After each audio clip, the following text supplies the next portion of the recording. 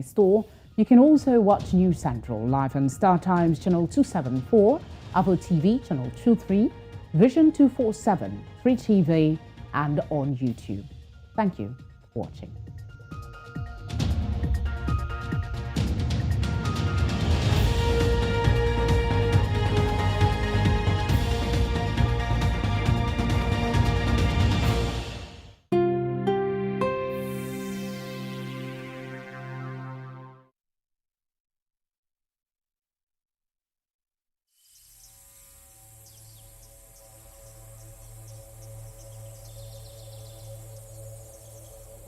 Kwangu haki ya ardhi ina muhimu sana kuliko vitu vyote, kwa sababu haki ya ardhi, upatikanaji na mahitaji yote ya maisha yangu ipo ndani ya ardhi.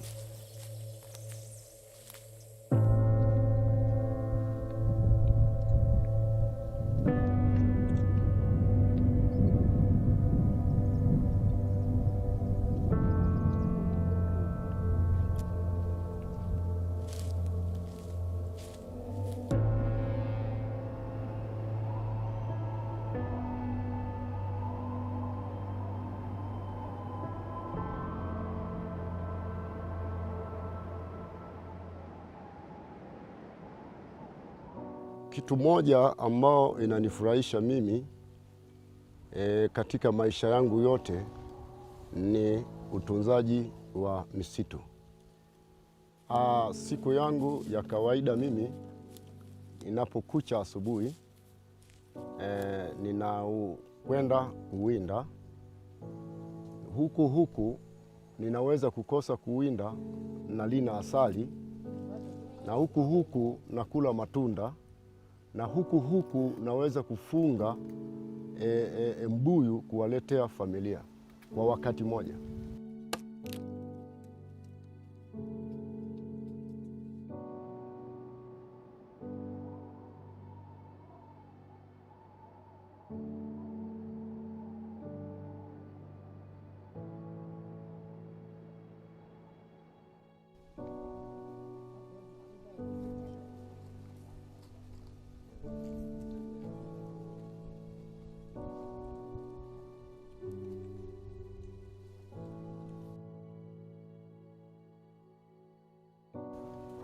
Mabadiliko kwa hewa ya ukaa ni mkubwa sana kwangu Mwazabe, kwa sababu zamani nilikuwa sijui kuweza kulinda pori, lakini sasa hivi mabadiliko imeleta hewa ya ukaa, tunajua kulinda pori.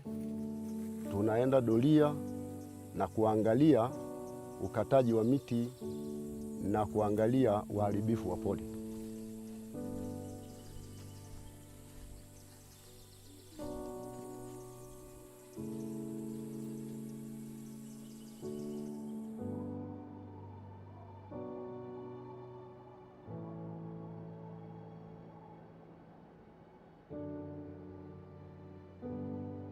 Mimi ninatamani baada ya uzazi yangu kupita, watoto watabaki.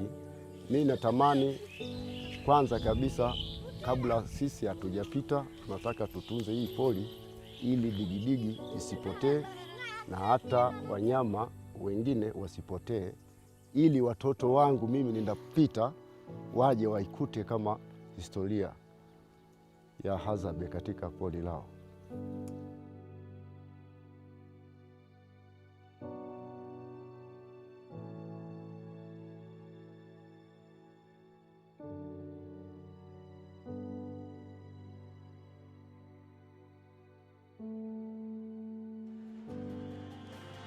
From Tanzania, the Yaida Valley Project.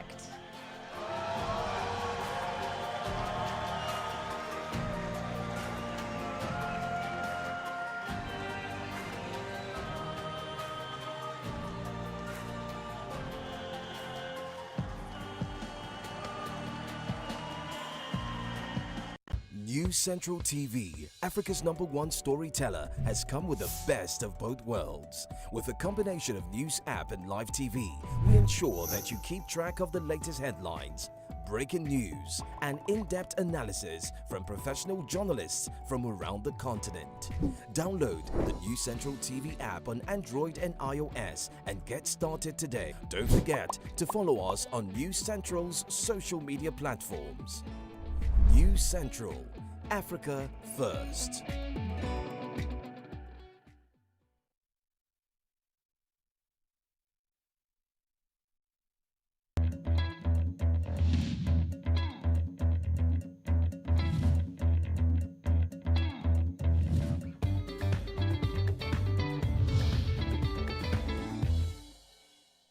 Well, hello and welcome. You're watching News Central, and this is Sports on the Go with me, Olisa Chukuma. We're starting out with some basketball updates out there. The Afro Basket in Kigali, Rwanda. Senegal are through to the next round, that's the semi-finals, after beating Angola 79-74. It was a good one for them, making points to defeat the Angolans, and who are former champions. All about that man there, Benkel Bidiao, giving the Senegalese with 14 points and 1 rebound. So Benku Bidiao in that victory for them. Well, the Ivory Coast are also through. That's the team they will face next. The Ivorians also getting through to the next round of Afro Basket. All about Nisre Mimi Zuzua having 13 points and 2 rebounds, 98-50. He made that for the Ivorians as they trumped the Guinean side. Quite a thumping, you have to say, over 40 points, 98-50. What a scoreline for the Ivory Coast, which means they take on Senegal in the next round. We'll see matches today, that's for sure. Still quarterfinal matches when it comes to Afro Basket 2021 in Kigali. Let's have the fixtures for the results. So Senegal also going through. So Tunisia taking on Sudan, and Cape Verde taking on Uganda. So these are the quarterfinal matches left off. Tunisia, don't forget, are defending champions, while Uganda shocked Nigeria to knock them out of the tournament. Good luck to those teams. We're talking about continental sports in Africa. We're talking about the World Cup qualifiers, and we saw Senegal Sadio Mane for his team, Senegal, yet again. They had a 2-0 victory over Togo at home, and he was the captain yet again. So he took full advantage of being able to play and also providing the assist for Abou Diao. So it was a World Cup qualifying for them to finish 2-0 ahead of Togo. In the same group, though, we saw Egypt, they're having a 1-0 victory over their opponents Angola. The goal came from Mohamed Makdi Morsi from a penalty dispatch for him. Also in that group, we saw a shocker for the likes of Gabon's Pierre-Emerick Aubameyang. They lost out to the likes of Libya. So let's have the results for you. World Cup qualifiers for Africa as we saw it yesterday. Now the Central African Republic against Cape Verde finished 1-1. Mali with Adama Traore scoring the goal against Rwanda. Egypt won a victory over Angola. Surprise, Aubameyang for Gabon. They lost out away to Libya in Benghazi. Senegal with Sadio Mane scoring 2-0 over Togo, and Guinea-Bissau with a 1-1 draw over Guinea. You can call that a Guinea derby. What about matches for today when it comes to the World Cup qualifying? Still in Africa, Niger against Burkina Faso, Algeria against Djibouti. Big East African derby, Kenya against Uganda. Coach Muli, good luck to him there. Namibia against Congo, Morocco, Sudan, DR Congo, Tanzania, and the Madagascar side against the Republic of Benin. Well, still talking about football, this time World Cup qualifiers out there in Europe was all about one man, Cristiano Ronaldo. He's broken yet another record this time again. The Portuguese striker broke the all-time international goal-scoring record with his 110th Portugal goal, and then scored an injury time winner to salvage his country's 2-1 dramatic win over the Republic of Ireland. Ronaldo had earlier missed a penalty in that game, but still somehow made sure he scored twice to break that record. This is a man who clearly can't stop scoring for Portugal at the age of 36. Well, the other results elsewhere when it comes to the World Cup qualifiers for Europe did see the likes of Luxembourg against Azerbaijan finishing 2-1, Slovenia against Slovakia finishing 1-1. France had Antoine Griezmann, who just recently moved back to Atletico Madrid. He scored in the 1-1 draw against Bosnia. Edin Dzeko scoring the goal for Bosnia. Denmark thrashing Scotland 2-0. Israel away to Faroe Islands 4-0 for the Israelis. Austria also winning, and Gibraltar losing 3-1 to Latvia. Other results did see Norway against Netherlands with the third spell in charge of the return of coach Louis van Gaal. 1-1 draw. Turkey against Montenegro 2-2. Malta 3-0 over Cyprus. Russia played out a goalless draw with Croatia, and Kazakhstan against Ukraine finishing 2-2. There'll be more football today also in Europe. Let's have the fixtures for you. Georgia, Kosovo, Sweden against Spain, Italy against Bulgaria. The Italians recently champions of Euro 2020. Good luck to them. Lithuania against Northern Ireland. Belarus against Czech Republic. Estonia, Belgium, Andorra, San Marino. And England with Harry Kane and the likes up against Hungary in that match. So much football to cover when it comes to Africa and indeed Europe for the World Cup qualifiers. Well, we can go straight to tennis this time. US Open, Africa and Tunisia's Ons Jabeur. No problems for her in dispatching her opponents in the US Open second round against Maria Osorio of Colombia. 6-love, 6-1 it finished for her, which means she's through to the third round, and she will face Belgian 15 seed Elise Martins in the third round. So good luck to Ons Jabeur in that one. We can check out the results for tennis US Open second round results. Women, Aya Sabalenka of the second seed. She's taken out Tamara Zidansek 6-3, 6-1. Naomi Osaka is also through, but having a walkover against Olga Danilovic, and Ons Jabeur also through, and Gamin Muguruza of Spain beating Andrea Petkovic of Germany 6-4, 6-2. What about the men, shall we? Let's look at the results for the men. The only disappointing one there for Africa is since South Africa's Kevin Anderson losing out to Diego Schwartzman of Argentina 6-7, 3-6, 4-6.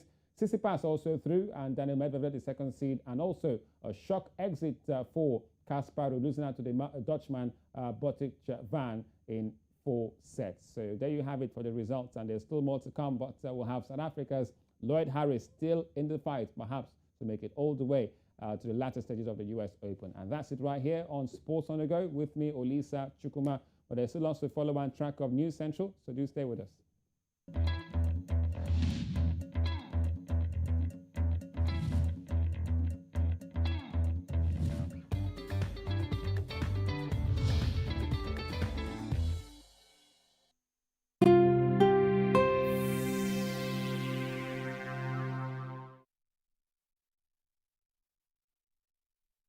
I am Oyinlomo Baraka Kodri. I'm currently Nigeria's #1 tennis player. I'm Africa's #1 junior tennis player at the same time. And my WTA ranking is currently 900 in the world, and I'm currently 110 juniors.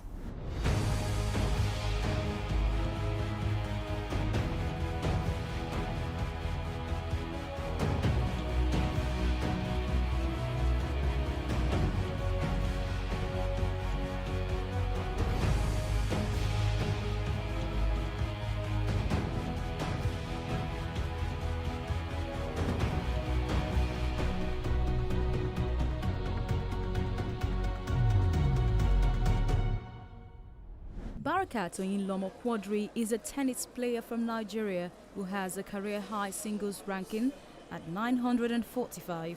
She is currently the highest-ranked Nigeria in the WTA women's single category. In March 2018 WTA rankings, she was ranked #1 in Nigeria, 9th in Africa, and 945 in the world in the women's single category.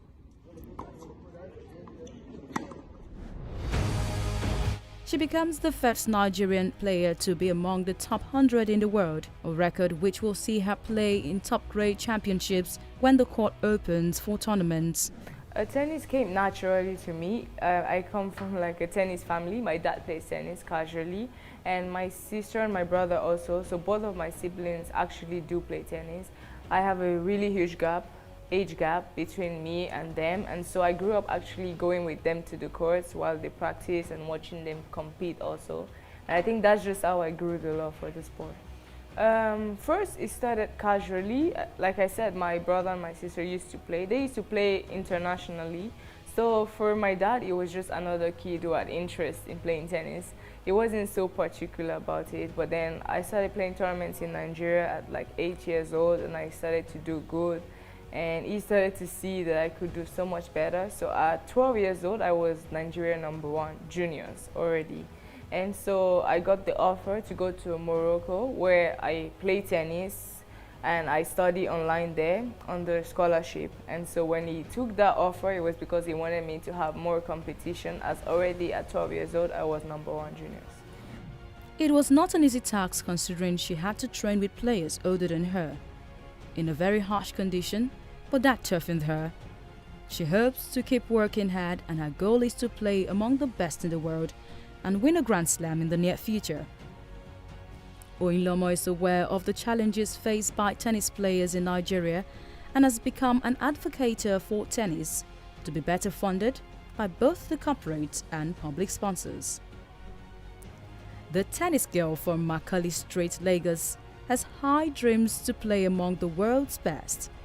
Her work is clearly caught out for her. The first challenge I first had were sponsors. I mean, when you look at Europeans or Americans, you hear of the likes of Coco Gauff. At 14 years old, she was already playing WTA events. Contrary to me, I wasn't playing any WTA events, and there weren't even any events in Africa. Most of them were 25Ks or lesser. So I think the most important thing for us in Africa is actually to improve tennis, because I don't think it gets enough recognition like other sports. For example, in Nigeria, it gets really low recognition. We have 4 national tournaments in the country and 1 international for female, and we expect some amazing results from these ladies to actually play 4 times a year compared to people who have competed in probably 20 tournaments in that year. So I think there is no magic around it. We have to embrace the hard work, we have to embrace the competition, and it's actually inevitable for us to produce good results if we're competing lesser than them. And that has been one of my biggest struggles also. I've been also one of the most privileged, I think. Not everyone can go to Morocco, not everyone can play as many tournaments as I can, not everyone can have supportive parents like I did.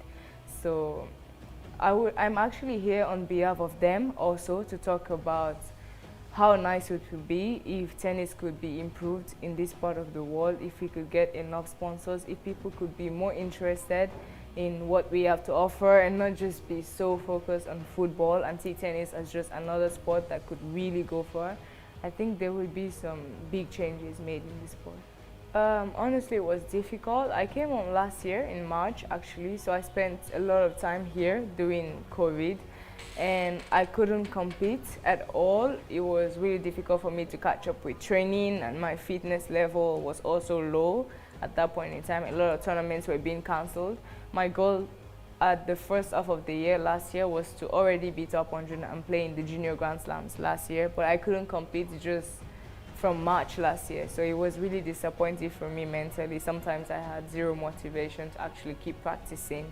But then watching the seniors start playing, it actually brought back the motivation for me, because I remember that this is kind of a long-term thing. I'm working hard for the future, so I just kept working out, and I finally played my first tournament like 1 month ago, in Tunisia. And I was really happy about the results and the performance there. But I just really coped with this COVID with motivation. Watching these players play, I realized it's been a long time coming. I've been playing and I can't just stop now. COVID, like I said, I was demotivated. And then post-COVID, I was really motivated. It was like the opposite. I went in Tunisia fully blasted. I was really excited about playing my first tournament since a year. And so it was 2 different states of mind completely. I won some matches, I lost some, but I was still really motivated. Like right now, I'm really motivated for my next tournament because I'm excited. I feel like I haven't played in a long time and it just keeps me going. So I think right now the state of mind is completely different. I think tennis needs more publicity as a sport in Africa. Maybe then other companies will actually see how important it is and how interesting it is. I mean, that's what you all see in football, so I think they really need to see something about that in tennis also. There are lots of private-owned bodies who like to actually sponsor sports, but most people only focus on football or basketball. And I think they just need to do a better job. I can imagine Dangote having a tennis tournament. You actually make other companies, I don't know, more interested also in tennis. Currently, we have 4 national tournaments, like I said. One's being sponsored by CBN, another one by Dala, then VEMP, and then Rain Oil. And apart from that, there are no other tournaments for them to play. And we have a lot of companies in Nigeria. Nigeria is one of the richest countries in Africa. I think there should be a lot more done in that aspect. That's my long-term goal, and that's something I've been working on since I started playing tennis since I was 4. I used to dream about playing with Serena Williams. Now I don't know if she's going to be playing when I will eventually play in the Grand Slam. I hope she will be. And I'm also making plans towards playing the Junior Grand Slams this year. It's my last year playing juniors, so I've been more focused on playing in the professional circuit. But I think it will be very good mentally for me to actually play in the Junior Grand Slams since it's my last year. And playing in the future, definitely. I actually have big goals in regards to the Grand Slam.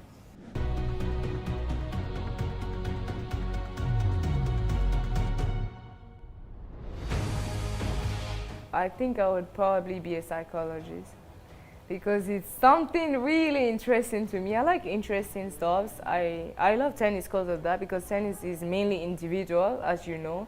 So on the court, you really have to think a lot. It's mental. You have to control your emotions. You have to think about the next point. You have to think about what you're doing in this shot. And psychology is almost the same thing. It's a really broad topic. And it's just really interesting to think about how the human brain works. And it's something I'm actually studying a lot on right now. I think I should choose something different. Before, it has always been Dubai, but then I've been there a lot of times. And I think it also feels like home because my siblings live there. So I always go there to see them. But if I had to choose, it would be Bali. My favorite tennis player is Serena Williams. Yeah, currently. She's really inspiring to watch. It's amazing how she plays at this age, how many boundaries she's crossed. I think she set like a milestone for all Black athletes, and everyone now feels like they can actually achieve so much more just watching Serena. And so it just inspires me watching her.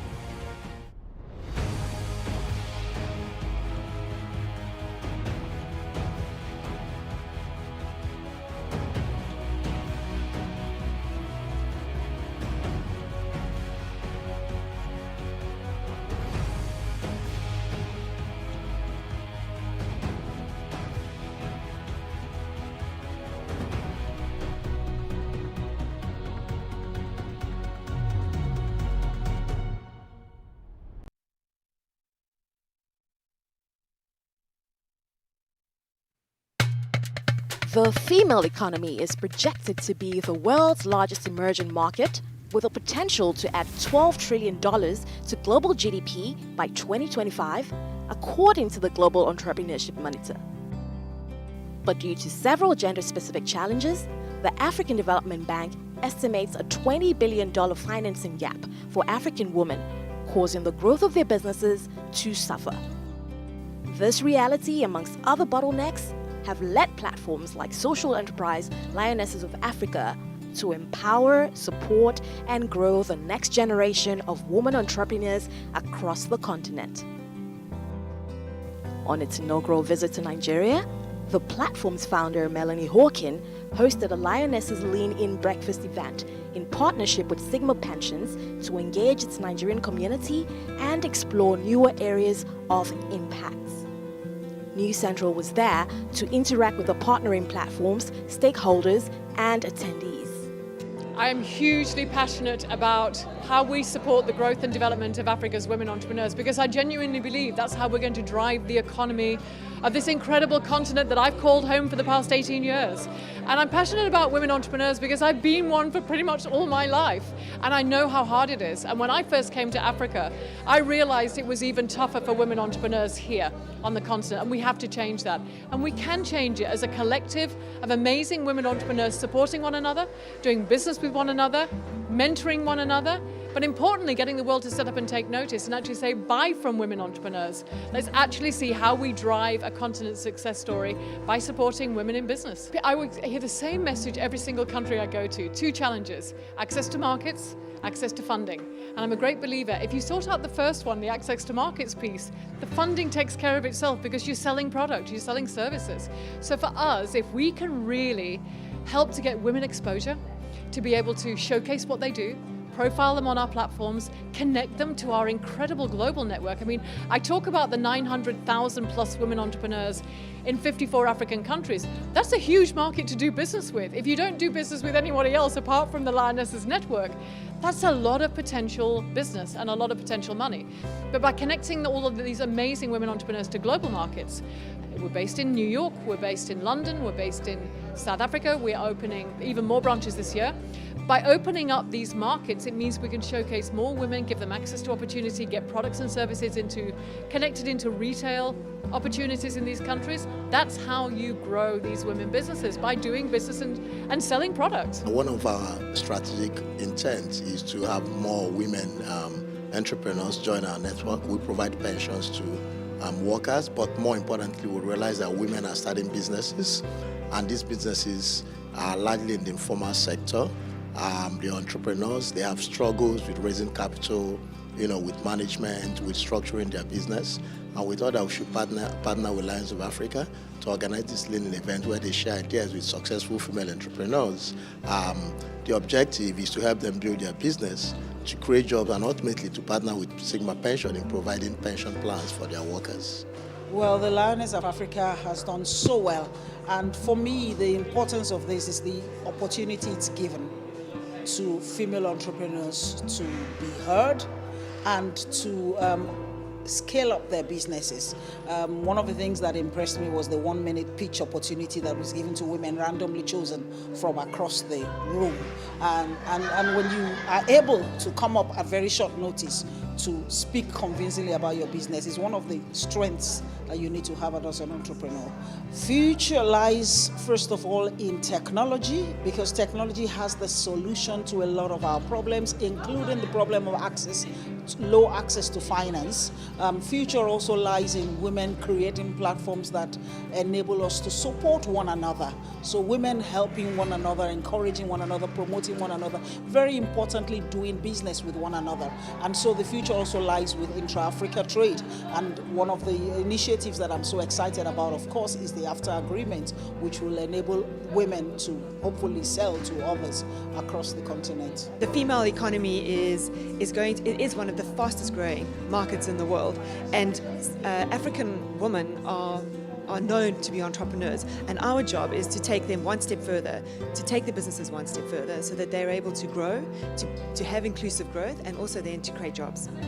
I think it's a fantastic platform. I mean, you can see the energy in the room that we had today, which is fantastic. I mean, it's bringing women entrepreneurs of all sizes. I mean, we saw a woman here that have got just one job, that they're then by themselves, all the way through to these really big corporations that are run by women. And I think it creates it creates inspiration when you're starting up. You're sitting in the room and seeing how these women have grown and taken their businesses to new levels, and they're talking about their stories, and they're talking about how difficult it was for them to get there. This platform is fantastic in that regard, and we're very proud to be associated with it.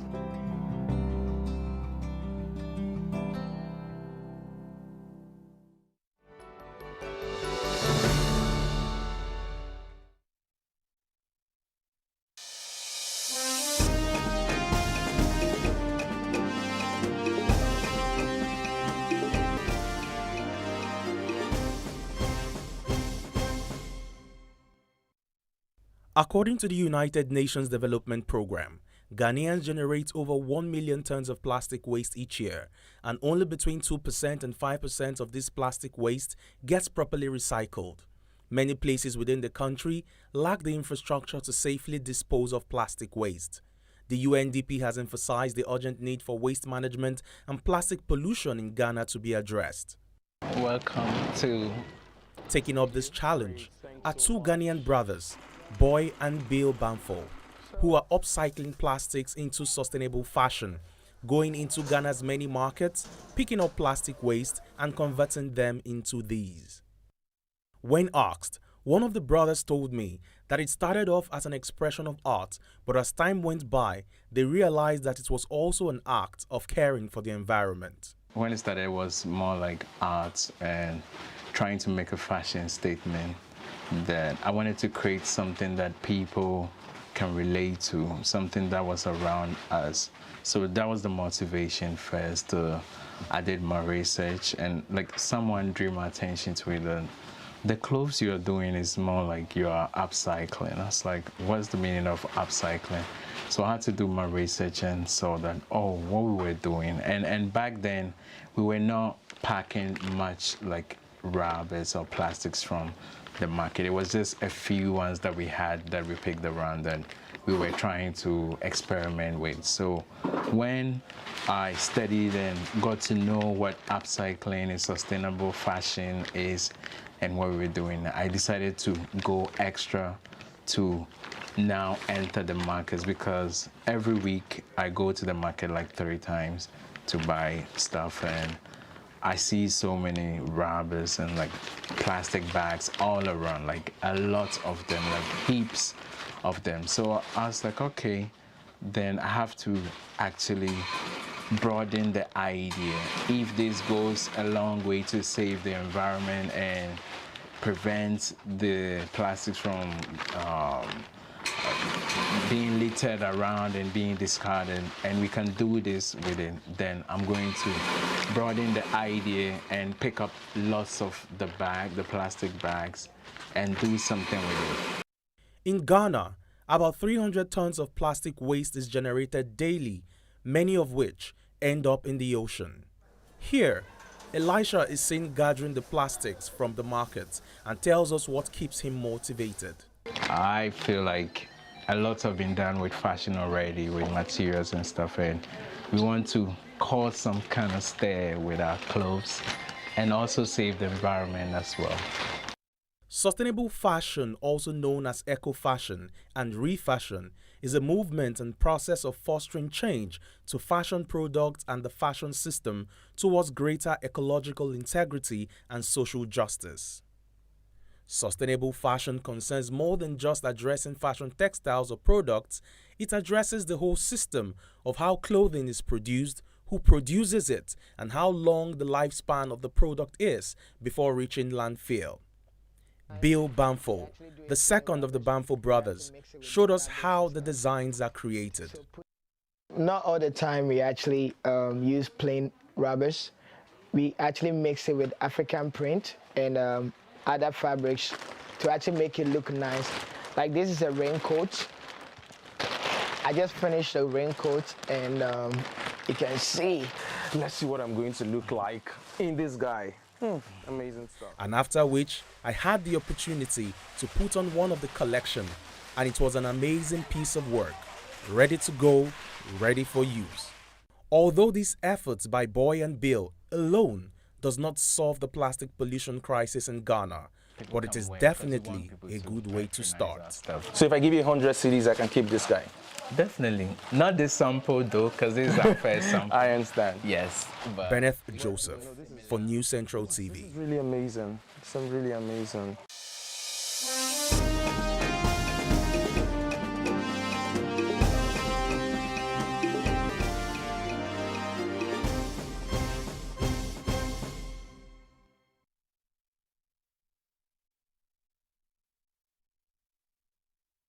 COVID-19 continues to spread around the globe. You can help stop COVID-19 by participating in contact tracing. How does contact tracing work? Contact tracing is a system that has been used for decades to stop infectious diseases. A contact is anyone who has had direct physical contact or was within 1 meter for at least 15 minutes with an infected person, even if that person does not have symptoms. This applies to anyone who has had contact from 2 days before a person gets sick until 14 days afterwards, or from the 14 days when an asymptomatic case tested positive. Once you are confirmed as a contact, you will be asked to go into quarantine, which means to separate yourself from others and to monitor your health for any signs of illness. The monitoring ends on the 14th day from your last contact with the person infected with COVID-19. Quarantine can take place in a special facility outside of your home, or at home if you can stay separated from family members. Why 14 days of quarantine? It can take from 1 to 14 days from contact with the virus to develop symptoms. During this time, you should stay in quarantine and monitor symptoms and follow instructions given to you if you become symptomatic.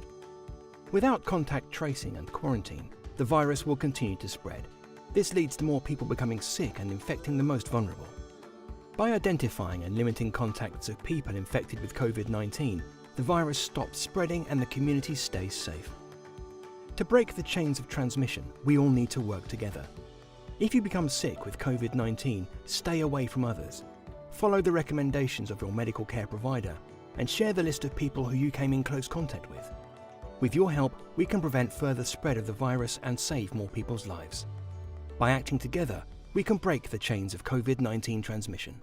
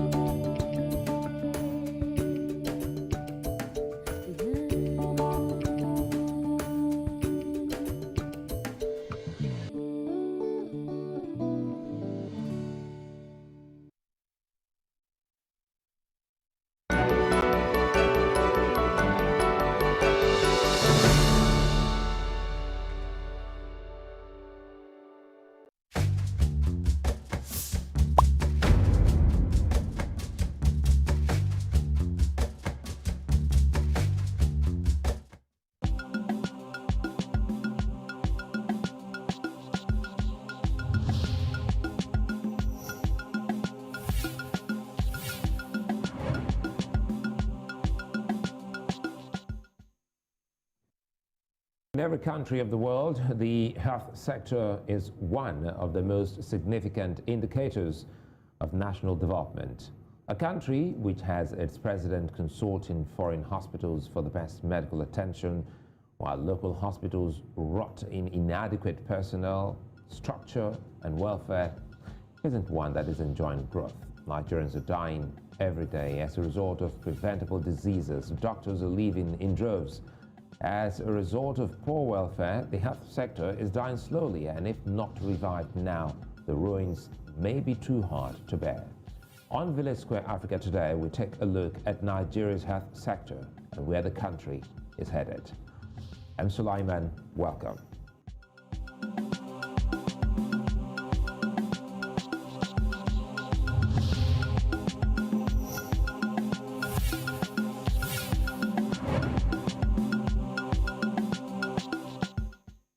On August 2, the National Association of Resident Doctors started its strike action. It wasn't the first of its kind, and if the current situation is anything to go by, it won't be the last. Resident doctors in Nigeria make up about 40% of the entire workforce of medical doctors in the country. Now, they're most available in government hospitals, and their absence is always badly felt. As is shown now, the absence of resident doctors is capable of paralyzing the entire health sector in Nigeria. For almost a month, such crucial parts of the medical service provision in the country have been on strike, and hospitals are almost grounded, yet their calls are genuine and expected. Poorly paid, sometimes not paid at all, an older backlog of salaries and poor allowances, these doctors have said they won't get back to work until the government dances to their tunes. A no work, no pay policy has also threatened their return to work, and the breakdown in communication is typical of the relationship between trade unions and the Nigerian government. To have a better picture of the actual situation of things in Nigeria's health sector, I have with me three doctors. First, Dr. Tuyi. He's a health policy specialist, and virtually I'll be joined by Dr. Arome Adejo. He's the first vice president, Nigerian Association of Resident Doctors, and Obabire Adeyemi, who's a general secretary, Association of Resident Doctors at the University of Ilorin Teaching Hospital in Ilorin, also in Nigeria. Gentlemen, welcome to VSA. Let me quickly start here with us in the studios. We've had lots of, back and forth stories regarding the ongoing strike. Okay, I think this should come to the union. Let me start quickly with Adejo, because we should be able to know where the country, where your union is with the Nigerian government at the moment, knowing full well that you've had a series of meetings, or a couple of meetings with the government. Thank you very much. Good evening, Nigerians. Well, I want to start by apologizing to Nigerians for this avoidable strike action. I want to state that right now, there is no negotiation going at all with the government. And there is a stalemate. That is the present situation. And this stalemate, if I may also, follow up on that, is it before the no work, no pay policy, which the government finally activated against members of your union? Now, let me just give you a brief history so that you understand what I'm saying. We have a memorandum of action, which was signed between us and the federal government. And at everything in the memorandum of action, only one was done, and that one was not completely done because one of the CMD, that of Lut, changed the nomenclature of bench fee to training fee. It's an isolated fee, and we cannot dwell on that. Now, the salary of workers, doctors that have been working up to 5 months now in the federal hospitals, UCH, UPH, and from local in some hospitals have not been paid. Now, the issue of casualization of medical doctors has not been treated. It's unfair that a country that is trying to discourage brain drain will casualize our doctors and pay them half of what other doctors are earning, and they do the same work as other doctors. So there is no how this kind of country will discourage brain drain with this kind of issue being played. We also have the issue of the state sanitary centers. Now, the government have said time without number that state institutes are not on concurrent list. Well, they are right. We are not saying they are all right. But we are saying that if health is important to you, you should find a way out of it. The patients that are going to the state home hospitals are not different from the patients that are going to the federal hospital. We are first of all Nigerians before we are from various states. That is number one.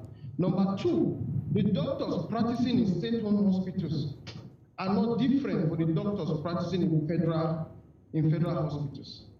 And a government that is serious about health care should not segregate state hospital from federal hospital, because health should be number one on the priority list. And healthy nation is the best nation. A nation that is not healthy can never survive. So we don't believe them when they tell us there is nothing they can do. There is something they can do. And we believe that the Minister of Health should play a prominent role in leading the fight for the state institution to be at par with the federal. They will talk of the medical residency training fund. In fact, some federal centers are yet to domesticate the act, like UNIU. They are yet to domesticate the act. All content of the act are not yet domesticated, not even take up payment. So these are the things that we will be asking for. Then most importantly, this issue of non-payment of salary is because our members were not migrated from the GiveMe's platform into the IPPS platform. These doctors being owned 5 to 6 months are previously on a platform called the GiveMe's platform. Then the federal government said that that platform is a corrupt platform, that people are using it for corruption, and it's costing the nation a huge sum of cash. We support the migration wholeheartedly, but instead of them migrating our members or paying them while the migration lasts, they refuse to migrate and they stop payment. That is inhuman. Let me come in here quickly, because I think we've been able to get some of the complaints here. I'm trying to see how much of time we can take in the next few minutes. We have just an hour to deal with this. And let me bring in Dr. Ayeyemi here. And Some of the complaints, tabled by your association is the non-payment of the COVID-19 allowances and even hazard allowances. Has the government made any efforts to seek resolutions, especially to this all-important issue, knowing full well that the country, just like the entire world, is in the fight against the pandemic? Well, so far, the government has not completely done what they're supposed to do in terms with this, the COVID inducement allowance and the hazard allowance. For example, the hazard allowance negotiations is currently stalled, and we don't know where the government is going to go next for that. Meanwhile, so many of them, including members in my own hospital, are still yet to be allowances from last year, which was to other places. And so, this is something like a minor issue that should be easy to deal with. However, after months of engagement, we still the issues are still not being sorted out properly. Well, I think let me come to the studios now with Dr. Tui. You've had your colleagues, and I know that you've been my guest live on the Continental Prime here, and we discussed some of the key issues, especially. Let's start by asking, how did you feel when you saw your colleagues, out in public, working out, to see how they can leave the country? Now we're talking about brain drain, which is very important that the country starts looking at. These two members, your colleague, have been able to tell the nation and Africa what we're dealing with. But the ultimate point here now is that we've seen doctors now leaving out, leaving the country in droves. First, I want your feeling, and so that we can start putting some of the key concerns. It's actually an issue of serious concern.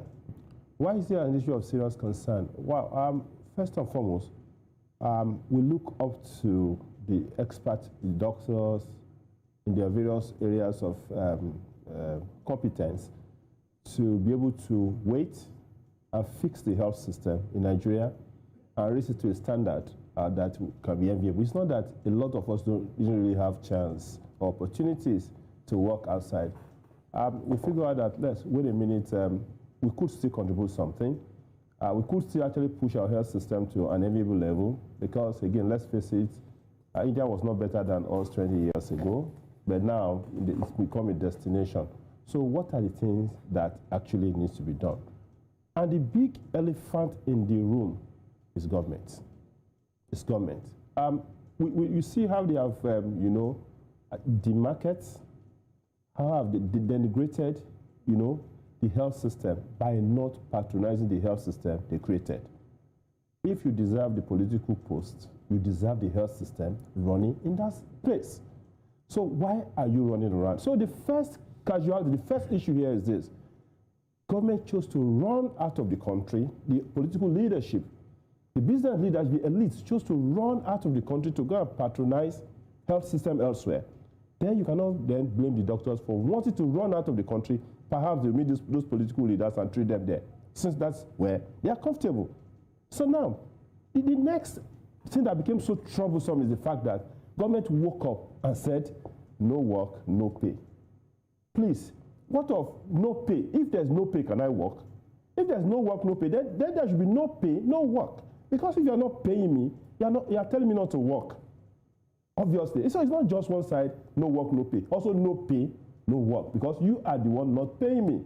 You started the fire by not paying me. So why do you want me to work? Why now go back to the no work, no pay? The third simple thing is that if you look at the structure of health system, if you look at the critical 5 knobs of health reforms, even if you fix the doctors completely, you have not solved health problem. I mean, let's just put this in perspective. Let's look at it and say that, listen, all the doctors are collecting wonderful salaries. They have good things to work with. You have not fixed the health system because there are critical issues involved in the health system.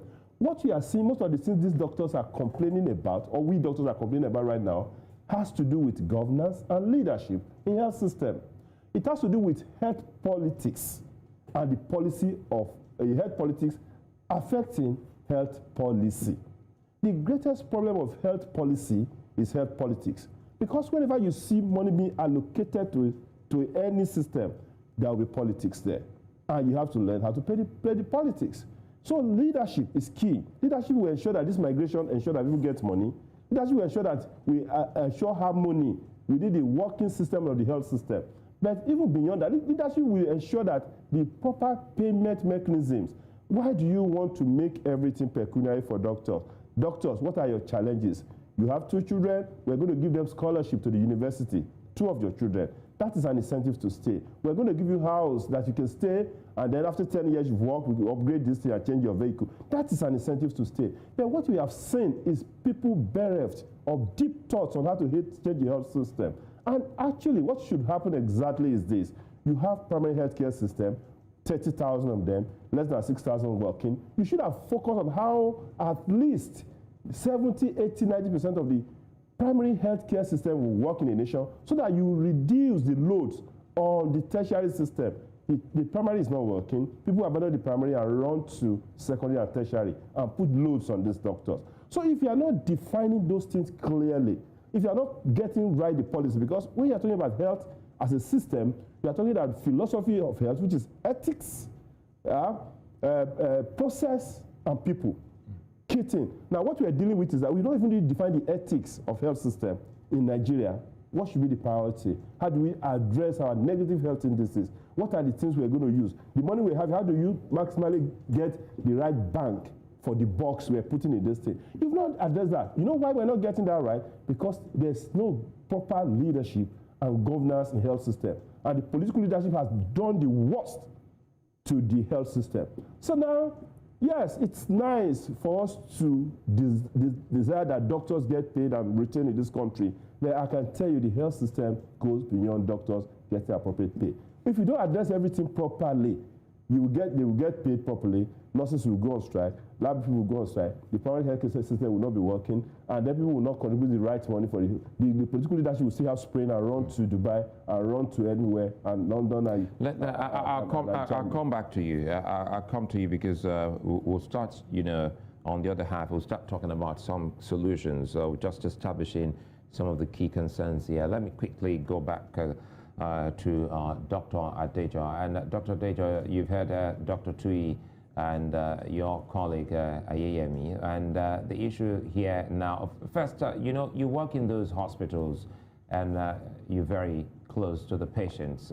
You started by actually tendering an apology to the Nigerian people. So, tell the Nigerian people or Africa the true state of Nigeria's health sector, apart from your demands. Thank you very much once again. I didn't actually listen to all they had to say because I had some network issue. And actually, the state of our hospitals in this country is not the right way. As far as I'm concerned, I don't think I can count up to 3 hospitals that are even very neat, but still very neat in this country. Compare, then let's not even talk of the facilities. Now, most of our tertiary centers, the tertiary centers are supposed to be the best hospitals, the teaching hospitals. Most of them don't even have a functional CT scan. A functional CT scan. When you go in there, what you find is an archaic and antiquated CT scan. Now, some of them are even bad that in a week, the X-ray machine breaks down repeatedly. Now, when you have a trauma case, when you have an accident case, and you have a head trauma, the gold standard is CT scan. And in most hospitals, the patients are referred outside in an unconscious state to do a CT scan. I remember as far back as 2011, when I was an house officer at FMC, Lokoja, we used to refer our patients to Abuja or Kwara State, Ilorin, for a CT scan. Can you imagine? 2-3 hours journey for a CT scan. How will that patient survive? So if the tertiary centers cannot have a functional CT scan, and some of them don't even have a good X-ray machine, then that tells you to take the hospital. Now, in some hospitals, gloves that we wear are prescribed to patients. Is that normal? Patients have to buy gloves that the doctors wear to take care of them. I remember then when I just came back from abroad, that I used to change my glove whenever I touch any patient. My HOD had to shout to me and tell me when next I do that, he's going to find me to buy a packet of gloves for the hospital. That is as bad as it is. So if we cannot get gloves everywhere, free in the hospital, then is it an X-ray? Is it a CT scan? So let me tell you, the state of our hospital is nothing to write home about. I'm even ashamed, so I don't want to even talk much because I am a patriotic Nigerian. Patriotism doesn't mean that, we won't, it's the same patriotic, zeal that has brought us here, and that is why we're discussing this. I'm also an African, and I'm also concerned. If I fall ill, I'll be looking to using any of these facilities you just described. So let me bring in Dr. Ayemi here, and listening to your colleagues, one should be a little bit worried, knowing full well that you have others who are already out, some on their way out, and much more, some in schools asking if truly this can change. Now, this is taking us to talking about solutions. How can things be reversed? You've heard Dr. Tui, especially, he gave a perspective which he calls the politics, of health in the health sector and how people are pursuing this. Most Nigerian doctors, they say, are overworked because of the inadequate numbers, and the country is already losing some outside, and many still will leave. So let's start talking about some key things that will make some of these, these colleagues of yours stay back while the country looks to seeing if some of them can return, just as Dr. Adejo did return back then. I just hope that he's not regretting coming back to Nigeria. But first, Dr. Ayemi. All right, thank you. I think the solutions are quite clear. And like Dr. Tui said, that the elephant in the room is the government, because the role they have to play, the most important and the most crucial one. For example, on a holistic level, they need to take care of Nigerians very well. They need to improve security situation of other general indices. That aside, going now with specifics, we need to find ways to ensure that the working conditions, the conditions of our hospitals are, at least decent standard. Hospitals where patients can come and receive quality care. Not the kind of care where the doctor is overstretched beyond the limit, he doesn't have tools to work with. Those are one of the factors that push doctors to leave the country. When you work in a place where you have a patient, you need an investigation done within the hour, and then you have to wait for the investigation. I think we need to look into that. And to solve that, I think there's a lot the government can do, expanding the reach of health insurance, sanitizing the health insurance, encouraging the private sector to invest more in the healthcare system. And those are things that we can do to improve the quality of hospitals that we have. I think one other thing also is something that was mentioned earlier, the fact that our government officials seem to have made a statement of their behavior that the health sector in Nigeria is a write-off. The fact that the country has any slight pretext just to have some out there. And you'll be surprised to find out that it's our colleagues who left the country that they go to meet those countries where they go to. So if they provide an enabling environment for us to practice, we can actually get best quality health because we have the best brains right here in Nigeria. But the problem is just that the environment is not that suitable. So we need to also discourage it. We need to get our politicians, our leaders, to patronize the health sector in Nigeria. Perhaps if they come to the hospitals regularly and face what the ordinary Nigerians face, that would encourage them to more time, more money, and more to ensure that. Let me come in there. Sorry, apologies for butting in there quickly here, because you're the general secretary of your association at the University of Ilorin Teaching Hospital. Quickly here, and perhaps you've also heard the argument from some Africans and Nigerians saying the medical profession shouldn't be one that should go on strike. They think that there are some unions, there must be some kind of professions whereby people are exempted from going on strike. So they think what you're doing now is selfish.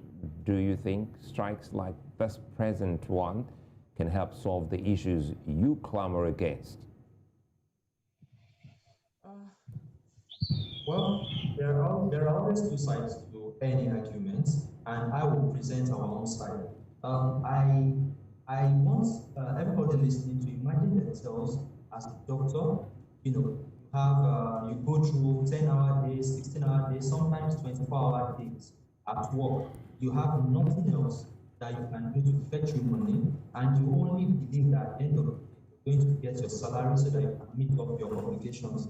And then for 8 months, you do not get your salary as at when due, and you do not know when that situation is going to end. How do you then keep on giving proper care to the patients that want to see you? That's the situation where we are in. The demands we are making, salary is just one of those demands.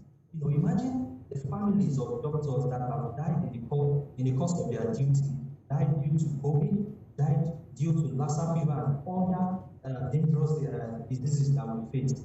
The health in the life insurance, which has been the policy which has been made already for this kind of eventualities, and the families of these doctors are yet to receive this the payout from these policies. More than a year, some 2 years or more since the doctors died, and then it's difficult to encourage us to deliver the proper care when these are the conditions in which we work.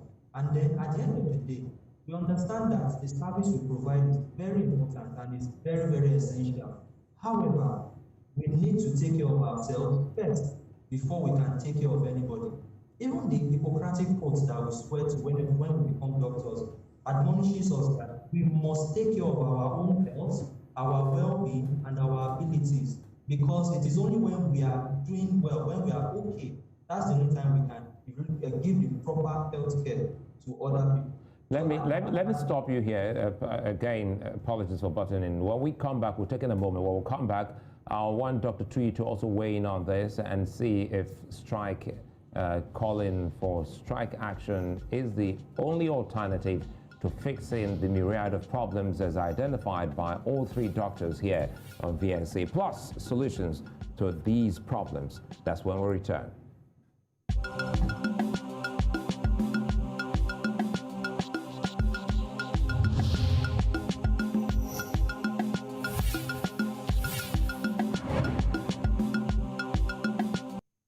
The home run here on VSA, looking at the health sector in Nigeria. The country has some of the finest medical brains in the world and are known to be some of the best surgeons in the world as well. Many of the Nigerian registered doctors now work in foreign hospitals, and many more still want to go.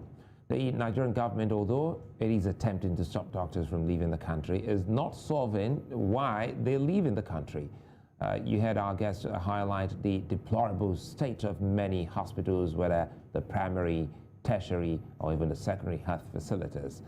They're all in shambles. With the pressure of the society heavy on their respected shoulders, talking about the doctors, they find it hard to live up to billing, working long hours, but getting poor salaries and wages, exposed to different diseases, just as we've seen in the fight against COVID-19. Like the tired doctors, the structures are weak. abandoned or altogether absent, and Nigeria's health sector, many say, should be reformed, revamped, and restructured for optimal performance. In an age of emerging and reimagined diseases, Nigeria can't afford to sleep on its health sector. Still have with me Dr. Tuyi Mebawondu. He's a health policy specialist, and virtually Arome Adejo, the first Vice President, Nigerian Association of Resident Doctors, and Obabire Ayeyemi, who is the General Secretary, Association of Resident Doctors at the University of Ilorin Teaching Hospital, Ilorin. Gentlemen, thank you for your time and thank you for still being there. Quickly here, I said I was coming to start with you, listening to your colleagues, and they reeled out these, concerns and problems, and some you already know. And you also highlighted something in your statement then, that once upon a time, a lot of these countries who are mopping up Nigerian doctors were coming down, for medical tourism, but the reverse is the case now. How can we change the course? Well, obviously, the present health system that we're practicing is not working. Essentially, it's not about your GDP, because you look at Cuba, okay, you look at even Bangladesh, some of those small countries, with similar GDP to Nigeria, doing well health-wise. It's just priorities, it's just attention. It's just somebody understanding the place of health, both in development, civilization, and economic prosperity. For you to understand that the new challenge now is not guns, it's not tankers, it's not those armory. The new challenge, they are health human resources. Because you saw essentially when the COVID came, economic lockdown, country went into recession. If you then don't understand that the new warfare is non-kinetic and it involves essentially how you structure your health system and seeing how the interplay of health and development, if you cannot understand that, then we have a big problem. So again, if you're looking at the system and you say, okay, we're having this huge challenge of the health, you first of all, the critical thing you need to address is how do I finance health? Health financing, because look at what the doctors are talking about. The bedrock is still finance. Now, you wake up, you budget 8 naira for every Nigerian this year. 8 naira means that including the money the doctor is going to be paid, the ambulance, the running of the hospital, it's 8 naira per individual in a country, okay? What would that do? You have vaccination there. But again, sorry to cut you. Don't the doctors, don't the government know this? Because for the first time in the history of Nigeria, your profession, has 3 experts in government overseeing, for instance, this issue. We're talking about the health sector with 2 doctors.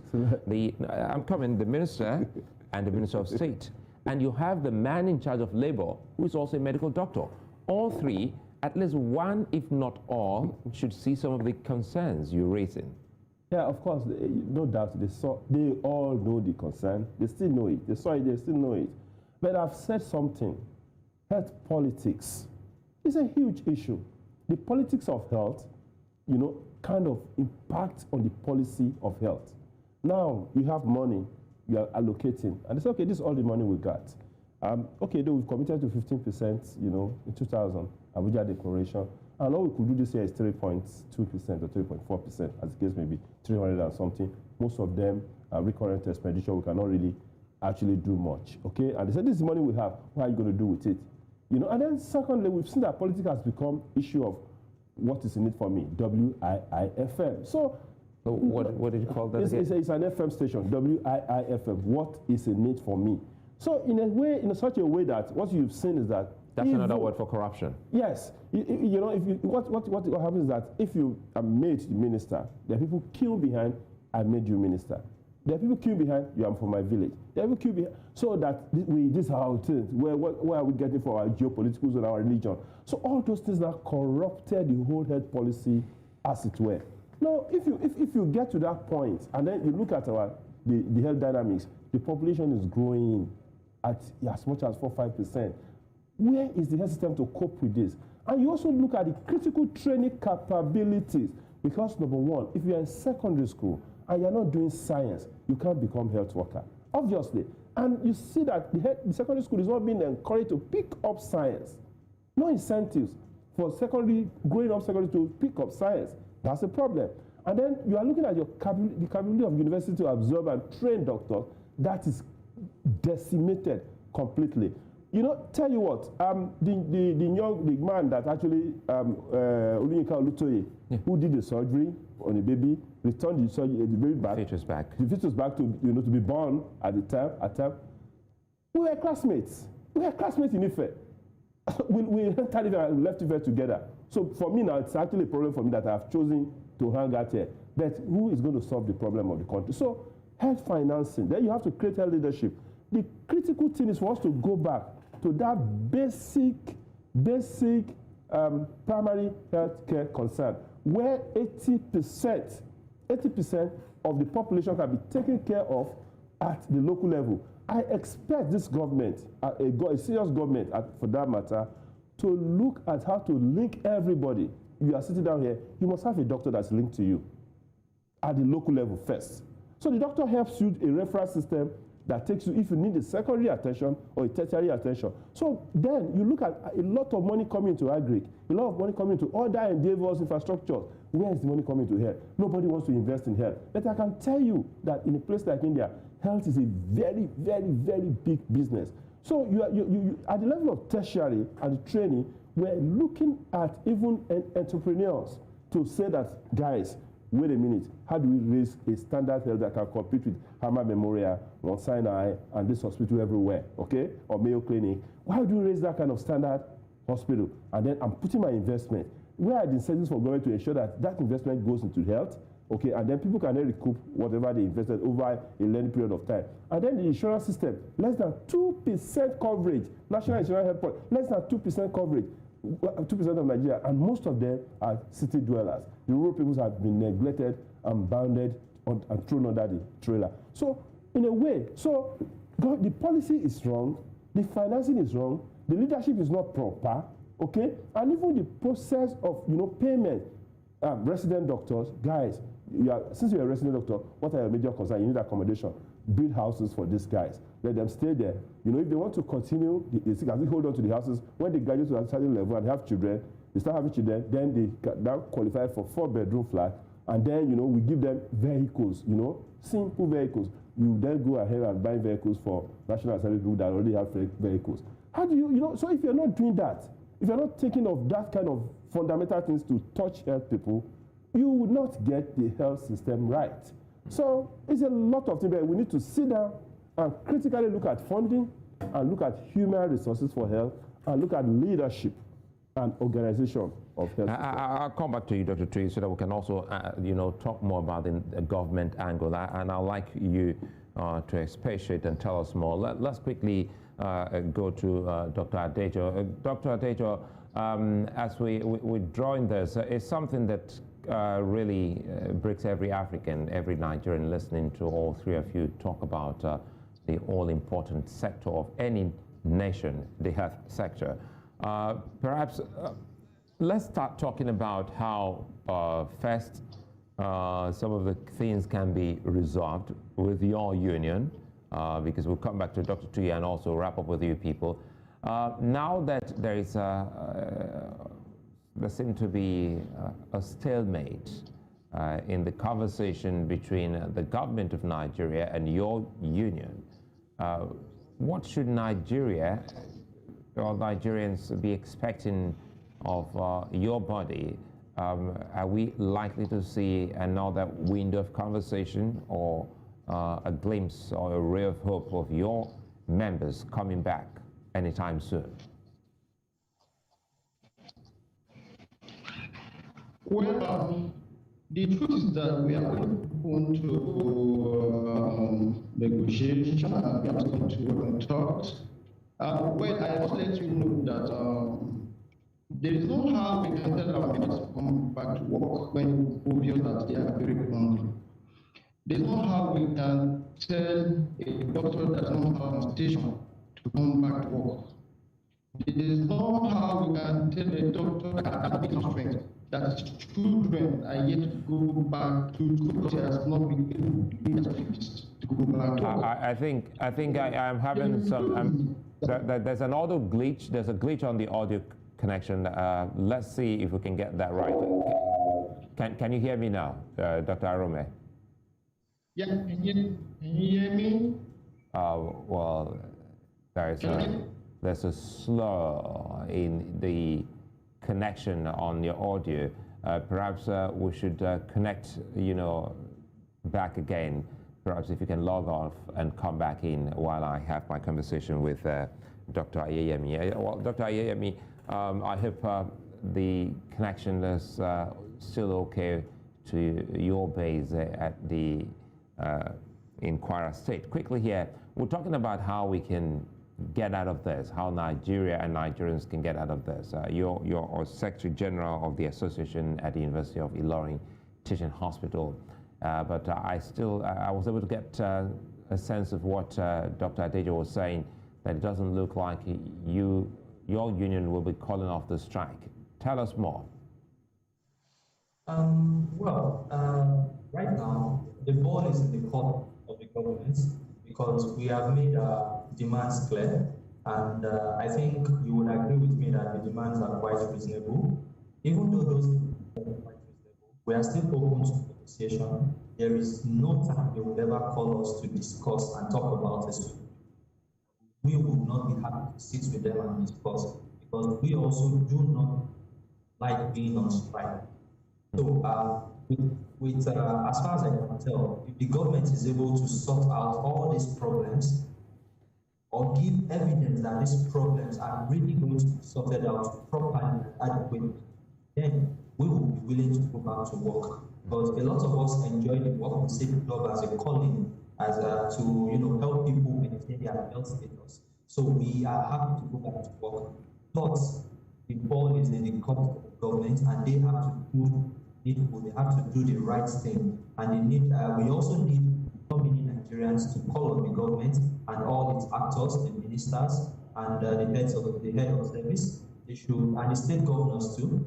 They should all sort out and solve this problem that we have laid before them, so that we can go back to work and Nigerians can keep the health system the way it should be.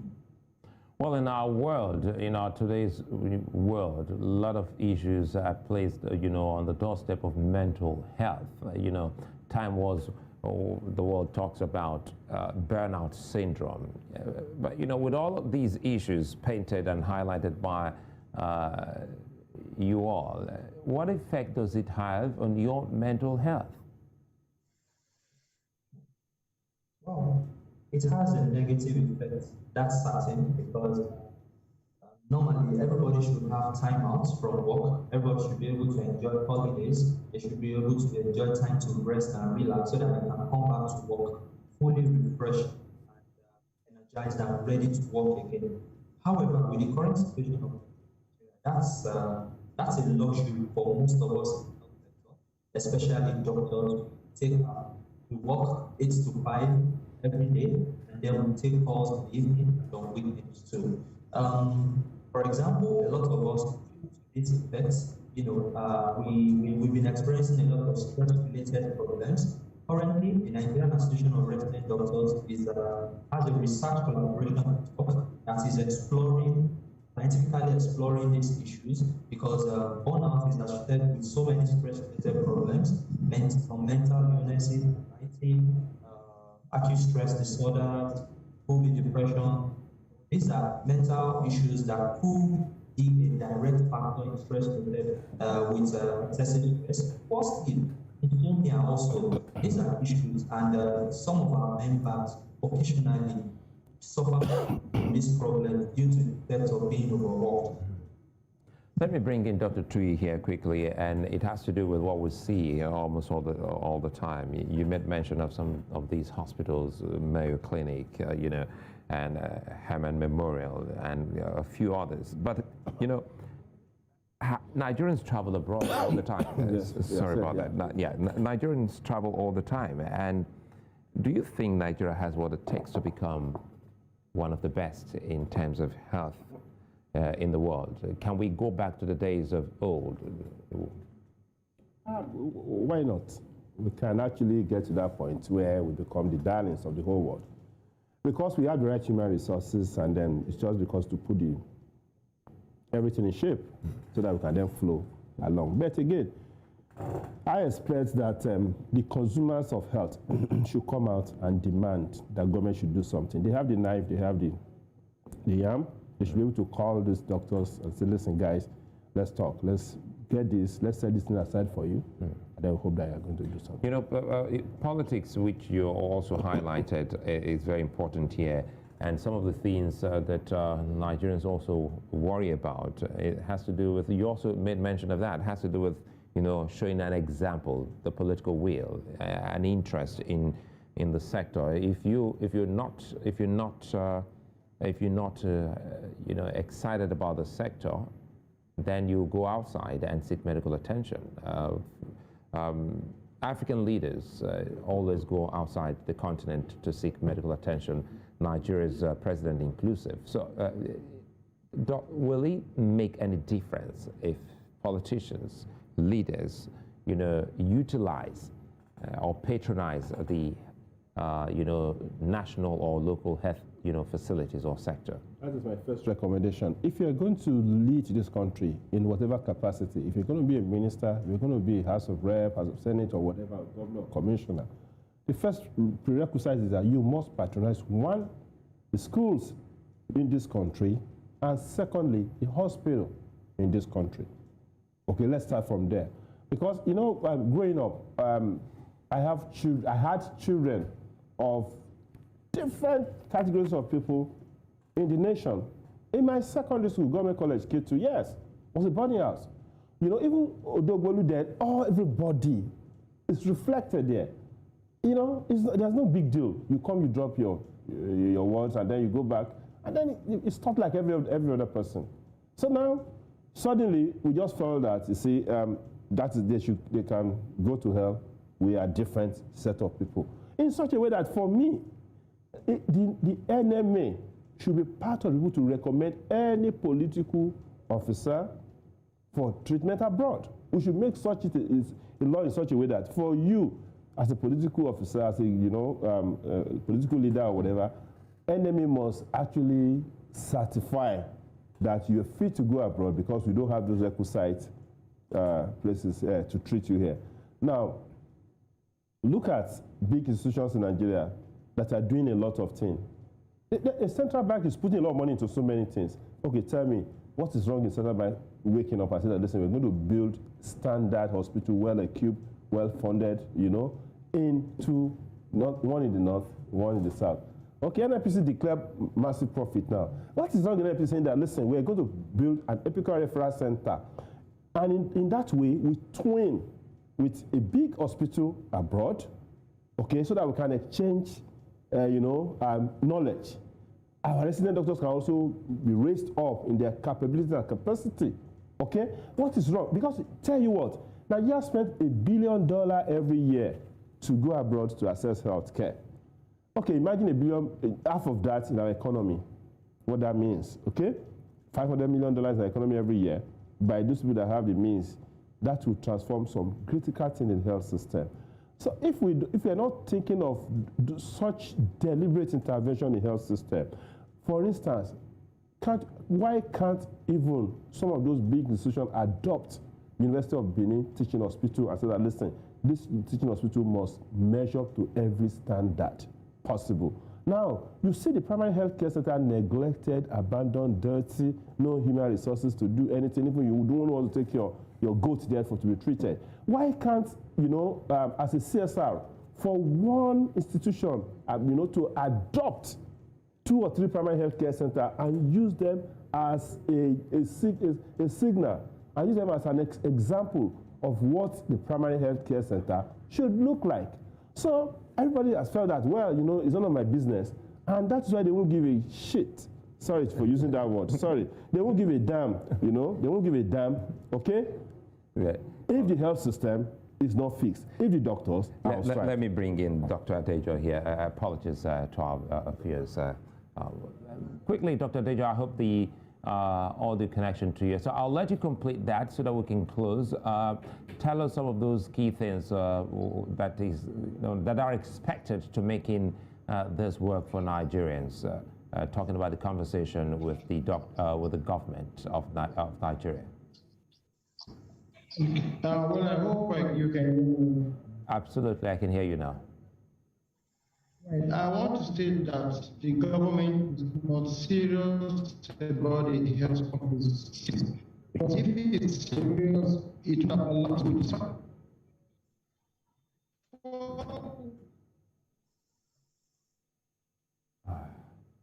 Not again. I think it looks like all three of us can't hear you, Dr. Arome. There seemed to be another glitch. You know, we lost the audio to that. So quickly, let's close with you, Dr. Ayeyemi.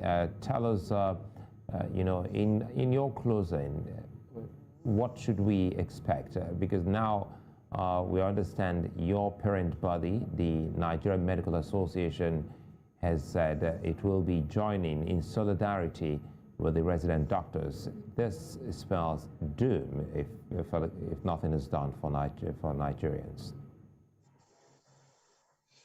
I hope that will serve as a wake-up call to the federal government to rise up to its duties, because since it began about 30 days ago, the sad thing is that the response we've been getting from players, from the actors in the federal government is their body language just that they are not interested getting a solution. Rather, they simply want to model up things and fight back. You know, rather than the 30 days this strike has lasted for is enough to solve some of the issues that we raised in the ultimatum and the eventual in some of the issues that we raised that led to this strike.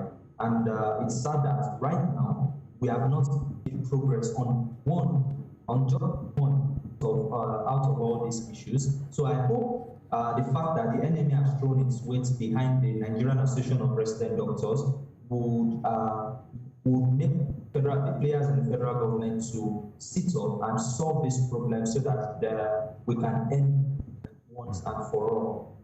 Well, it's a fine place for us to say thanks. And again, apologies to you, Dr. Arome. Thanks for being such good company. Dr. Tui, health policy specialist, and Dr. Arome Adejo, who is the first vice president, Nigerian Association of Resident Doctors.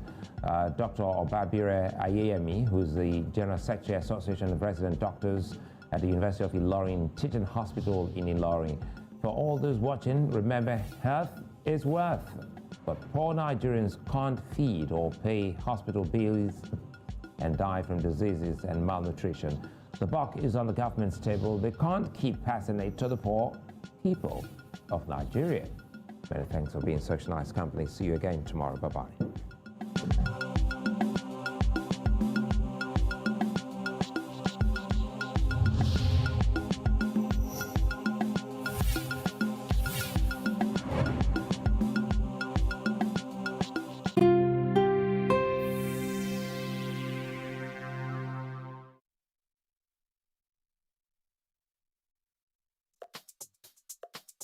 I am an engineer and I believe we can transform our cities into places that are healthy and fun to live in. More than half of us live in cities these days, and they are often crowded. Air is dirty and it's hard to find decent housing. But it doesn't have to be like that. Here is the future we can achieve. Our buses and trains run on clean, renewable energy. Air pollution is no longer a matter of life and death, and it's much easier to walk and bike. Our buildings are resilient and energy efficient. They are made of green materials. And our cities are zero waste. We no longer send tons and tons of garbage to landfill or dump it in the oceans. For example, here in Nairobi, where I live, I have created a company that will turn plastic waste into plastic bricks for construction. There are many cool ways to build green. Take this house in Pittsburgh in the United States. Its super thick insulation means it needs 90% less energy for heating and air conditioning. In Singapore, concrete neighborhoods are being interlaced with green spaces, and that holds and filters water. Singapore has been called the Garden City. In Bogota, Colombia, you can find many green buildings, and some days are car-free.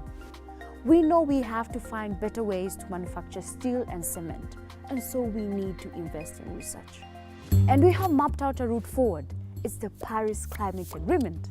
Almost 200 countries have signed on to stop the global warming from rising above 1.5 degrees Celsius. And dozens of cities have pledged that all new buildings will be net zero carbon by 2030. We have the know-how to transform our cities. Let's do it. Please support us by posting your support for #ClimateAction.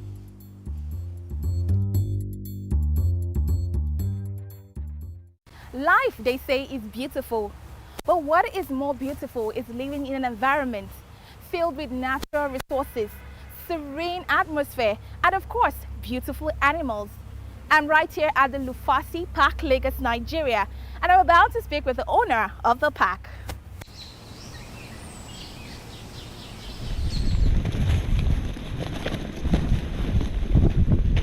Vultures prevent pandemics simply because they're one of the few creatures that can eat totally rotten flesh. In fact, vultures hardly ever kill anything. They let other mammals do the killing, and then when those kills are left, as they go rotten, the vulture can devour it. Yeah. Now, if the vulture wasn't there to devour it, other animals would come and they would spread disease. Yeah. So this is how perfect the whole systems of life are.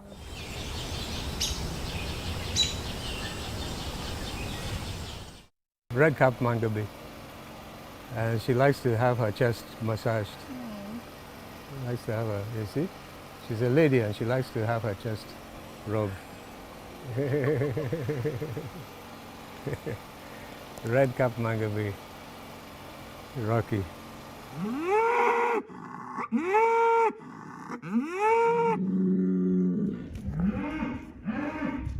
The importance of animal rearing is to make the livestock useful for human beings for a variety of purposes, many of which have economic value. You know, we call it environment, but what is it? It's our life support system, okay? And definitely all the trees and all the plants, extremely important. You get your oxygen from them, but the animals are also an intricate part of that system. They are part of it. All the different species of animals play an important role. Some of them, the role is very, very crucial. Those are the ones they call the flagship species. And there's several of those species around, definitely. The pangolin is very, very...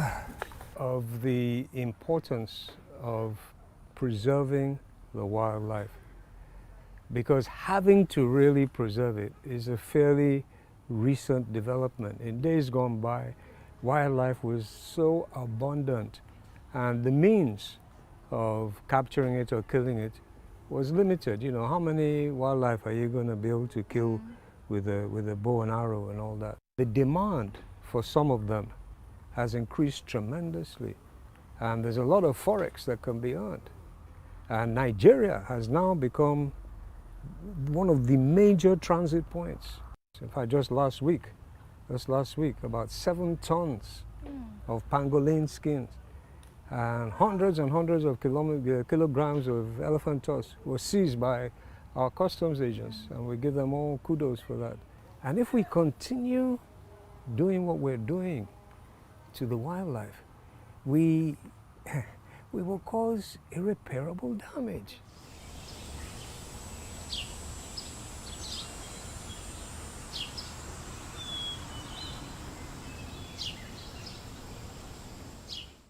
Wildlife conservation is also important in assisting the government in making better decisions for the sector, including how best to protect endangered species.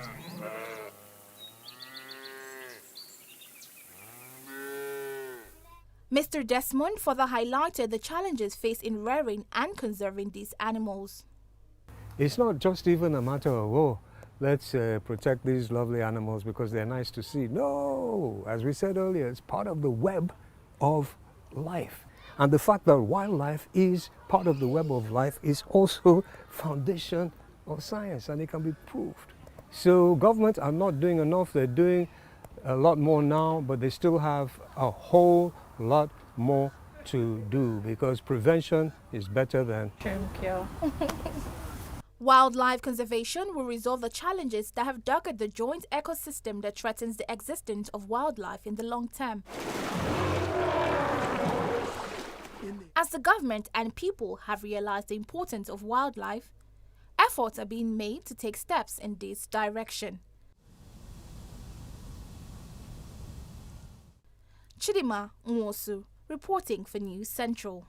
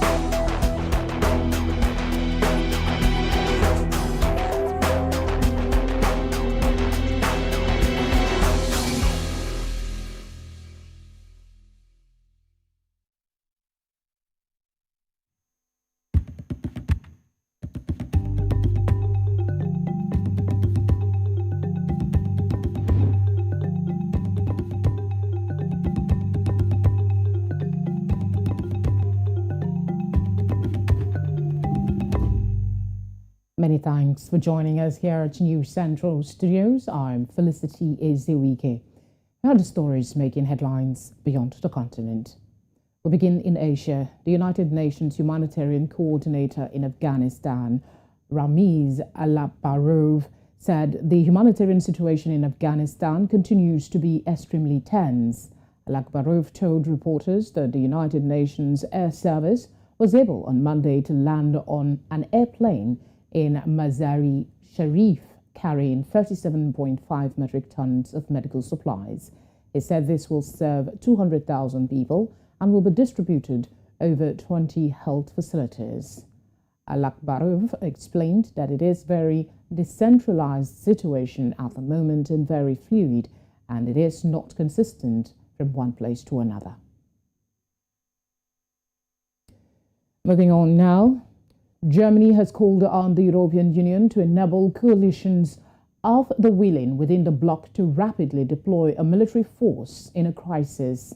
This is as members discussed the lessons learned after the chaotic evacuation from Afghanistan. EU efforts to create a rapid reaction force have been paralyzed for more than a decade, despite the creation in 2007 of a system of battle groups of 1,500 troops. The exit of US-led troops from Afghanistan has brought the subject back into the spotlight, with the EU alone potentially unable to evacuate personnel from countries where it is training foreign troops, such as in Mali. EU Foreign Policy Chief Joseph Borrell said there are events that catalyze history, creating a breakthrough, and Afghanistan is one of these cases. Authorities in India and Kashmir have imposed curbs on the movement of people and communications until Friday. This is to prevent people from gathering in the streets following the death of a veteran secessionist leader. Saeed Ali Shah Gilani was laid to rest in Indian Kashmir's main city of Srinagar in the early hours of Thursday, with the disputed Himalayan region blanketed with troops to prevent large-scale protest. Gilani was buried in a graveyard near his home before dawn at the insistence of security forces and against the wishes of his family. Kashmir police chief denied the allegation and said authorities facilitated the burial to prevent any violence. We head to Europe. Poland has declared a state of emergency in 2 regions bordering Belarus on Thursday following a surge of illegal migration. Poland and the European Union have accused Belarusian President Alexander Lukashenko of encouraging hundreds of migrants to cross into Polish territory to put pressure on the bloc over sanctions it has imposed on Minsk.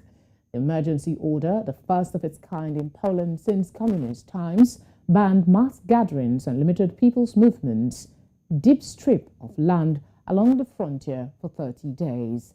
Aid groups working with migrants said there had already been an increase in Polish police and armored vehicles in the area in recent days. An intense rainstorm has led to severe flooding in Spain. Thousands of homes are without electricity and roads and rail links have been forced to close. Coastal towns in the northeastern region of Catalonia bore the brunt of the storm, as well as parts of central Spain near Madrid. Spain's Prime Minister Pedro Sanchez, in a message online, said that he stood in solidarity with the affected areas while urging people to be extremely cautious, and fellow emergency services advised as rains were expected to resume. Still on natural disasters, but this time in America. The Fire Department of New York rescued hundreds across New York City. This included removing people from vehicles in flooded roadways and subway stations. This is according to the Fire Department spokesperson, Frank Dia. Dia expanded on the circumstances surrounding the deceased victims, including 3 victims in Queens, 2 adults and a 2-year-old child who were reported missing and had not been seen since the flooding began. He said there was a partial collapse of a sidewall due to flooding in Queens, and 12 units and 60 firefighters responded. The U.S. Supreme Court has refused to block a new law in Texas that bans abortions for most women. The so-called Heartbeat Act bans terminations after the detection of what anti-abortion campaigners call a fetal heartbeat, a point when many women do not know they are pregnant. The law came into effect on Wednesday. Rights groups have asked for an injunction to prevent its enforcement. In a late-night vote, Justice ruled 5-4 against granting the injunction. In an unsigned explanation, the court's majority said their decision was not based on any conclusion about the constitutionality of Texas law and said legal challenges could still proceed. Mexican President Andrés Manuel López Obrador said his legal counsel and close advisor, Julia Scherer, was stepping down and would be replaced by Maria Rios. Scherer was widely viewed as a relative moderate in an administration that has sought to strengthen the hand of the state over private capital. López Obrador told reporters at a regular news conference that his influential advisor would be returning to work as a lawyer after he had helped to craft many of the government's legislative reforms. Scherer's departure comes a week after López Obrador replaced Interior Minister with another close ally, Adán López, a move that could portend a shake-up in how the government interacts with domestic political players. Talking mental health, the World Health Organization, WHO, says only a quarter of countries worldwide have a national policy, strategy or plan for supporting people with dementia and their families. Half of these countries are in WHO's European region, with the remainder split between the other regions. This is according to Dr. Catherine Shea, Technical Advisor, Department of Mental Health and Substance Abuse, World Health Organization. She said there are currently approximately 55 million people living with dementia worldwide, and approximately 60% of them in low and middle income countries. The Global Status Report on the Public Health Response to Dementia takes stock of country-driven actions since the adoption of the Global Dementia Action Plan in 2017. Approximately 55 million people living with dementia worldwide, and approximately 60% of them in low and middle income countries. The Global Status Report on the Public Health Response to Dementia takes stock of country-driven actions since the adoption of the Global Dementia Action Plan in 2017. While we do see some promising progress in some areas, for example, dementia awareness raising, the report clearly shows that we do need to increase all our efforts across all areas if we want to stand a chance of reaching the dementia targets by 2025. And by that I mean that at the moment too few countries are prioritizing dementia at national policy level. We do see that too many people with dementia and their carers don't have access to diagnosis and post-diagnostic supports. we see that countries have too little information routinely available to monitor dementia, and dementia research needs to be better coordinated and involve countries of low and middle income spectrum. Staying with the World Health Organization, it says it is closely monitoring a new coronavirus variant named Mu, warning that the new variant shows signs of possible resistance to vaccines. Mu, also known by its scientific name as B1621, was first identified in Colombia in January 2021, and since then there have been increased reports of cases and some larger outbreaks in South America and Europe. This is according to the information in the body's weekly bulletin. The cases of the Mu variant have also been reported in the UK, Europe, the US and Hong Kong. And that's all on stories making headlines beyond the continent. To follow us on social media, we are at News Central TV. You can download our mobile app on the App and Play Store. You can also watch News Central live on StarTimes channel 274, Apple TV channel 23, Vision 247, Free TV, and on YouTube. Thank you for watching.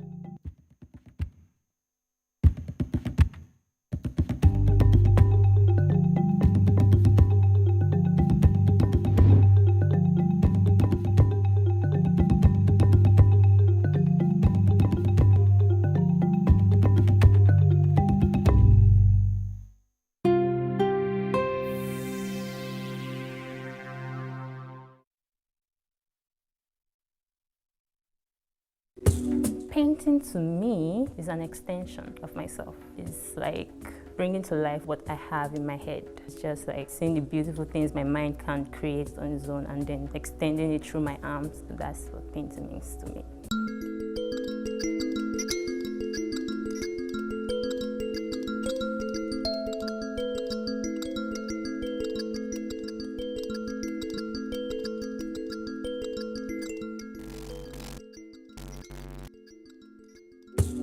My name is Ikeria Wanogo. People call me UK, and my pen name is UK Gold. I am a fashion illustrator and an artist, a digital artist, but I also do traditional as well. I went to school in Benin, University of Benin, where I studied geography and regional planning. And right now, I work in a comic company. Playing around in secondary school, and there's this way I used to design my name, on my book covers and stuff like that. And then this guy just comes in and adds like OLD, and it just flows. So since then, I just stuck to it, UK Gold. Due to the circumstances in which I got into UniBen, I actually wanted to study banking and finance, but that didn't work out. So my second choice became geography and regional planning. And I actually did love it. When I was in school, I was, let's say, versatile. I didn't really know what I wanted to do. I was dancing, I was singing, I was acting, and then I was drawing. But the thing I was really good at was drawing. So all the wows and then I just said, wow, this could actually be something. But at the time, I didn't really see it as anything. Then it was something I just really loved to do as a hobby. But then when I left UniBen, I encountered some people who actually put me on that path of commercializing my art. So I stuck to it, and I've not looked back since.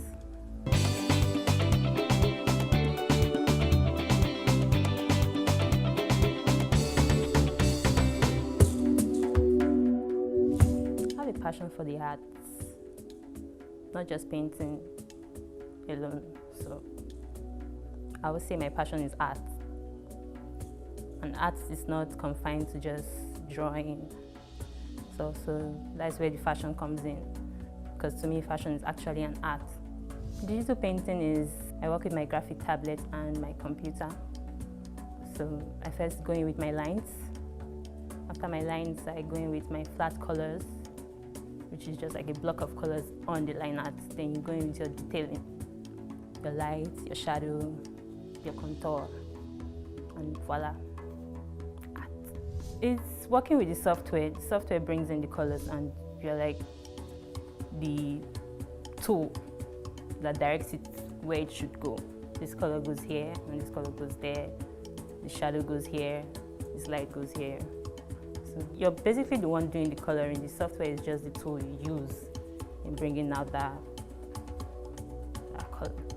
My most exciting part of painting will be the eyes. That is if I'm coloring a human being. I love drawing the eyes. Sometimes I don't do it, but when I do it, I try to put as much detail into the eyes. So that's my favorite part of coloring. I have various mentors in art and in fashion. And when it comes to fashion, I've had one or two people who really, really believe in what I do. And I basically started from fashion, so I've had one or two people around here and abroad who have actually guided me in the midst of fashion. When I started drawing, I just drew. I didn't really know that I was actually designing. I didn't know that is what I did because I would just pick any figure and then I'm just clothing them. So those were my designs, but at the time I didn't know that they were actually that was actually what I was doing until somebody actually told me that, have you ever heard of fashion illustration? And I'm like, what does that mean? Like, this is what people do. This is the designing process of the final product. This is where it starts from. And I'm like, are you serious? And then I said, wow, this is actually something I can do. So from there, I designed for my friends, for their dinner night, you know, then for Owambe. And everybody's just so excited about what I can do. And it just really, really, it feels so good anytime I design something and people love it. Actually, it makes me happy. Yeah, sometimes I draw and I just laugh at what I'm drawing. I think, yes, because I find it funny. I know it's not funny, but I find it funny that I can actually do what I do. So sometimes I just draw something, I'm like, are you serious? I did that. And it's so surprising because sometimes I do some work for some people and I'm like, hey, this one is, I don't think I did well. And the person just comes back and like, wow, this is really great. This is, in short, most of my clients is from other clients. Somebody telling them that, wow, see what she did for me. She can do it for you too.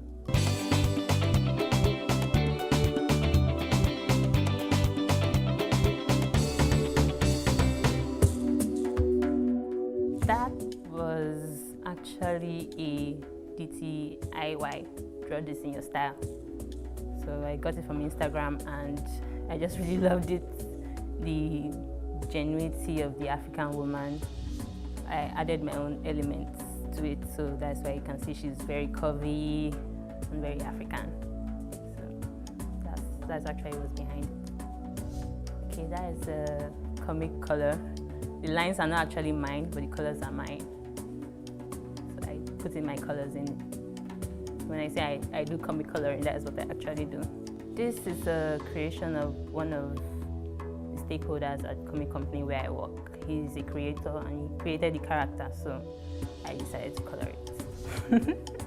So this is just a way of kind of like simple but fashionable. It looks simple, but when you look at it, you actually see somebody that knows what she's doing. I was thinking of how, I'm trying to remember what I was thinking at that moment, but I think I was thinking more of, she's a nerd and she's reserved.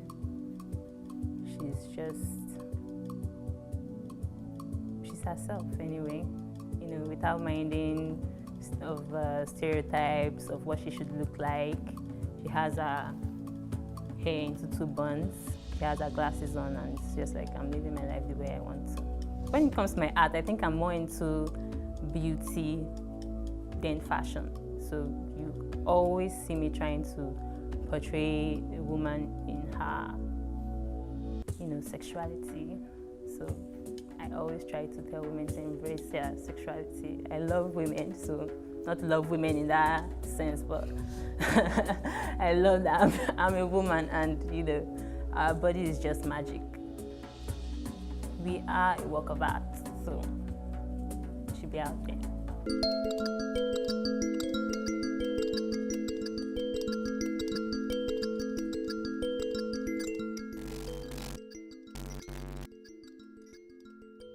Most of my drawings are actually from references. So once I see something that catches my attention, I just want to get in there and do what I can do with it. So I actually saw a t-shirt with Beach Bye on it, and I was like, yeah, Beach Bye. I think it's more of when they say women are not supportive of each other. In this industry, you actually see that it's a bit true. When it comes to art, people kind of favor the men over the women. People are like, men draw better, you know, they're more imaginative, but that's not true. I mean, as you can see, it's not true. So it's like, Beach Bye, like, what are you talking about? I was going through Instagram and I was seeing a lot of models strutting their stuff and everything, and I felt one day I could actually be one of those people. Like, my designs could actually be one of those designs on the runway, and I just wanted to see what it looked like. So I did that to kind of show it. When I was drawing that, what came to my mind was the diversity of Africa and the different cultures that are inside Africa. And I feel as women, we should be able to come together as one, irrespective of where we are from, irrespective of our culture, irrespective of our religion. And it was just like a picture to actually show that it's possible, that there's nothing bad in trying to support one another and be there for each other, just because we have different cultures or different religions. So that poem beside it actually just really, in a way, sums up everything I was feeling at the moment I drew that. My work is mainly about the skin. I take my time when I'm working on a skin. I like to make it look real.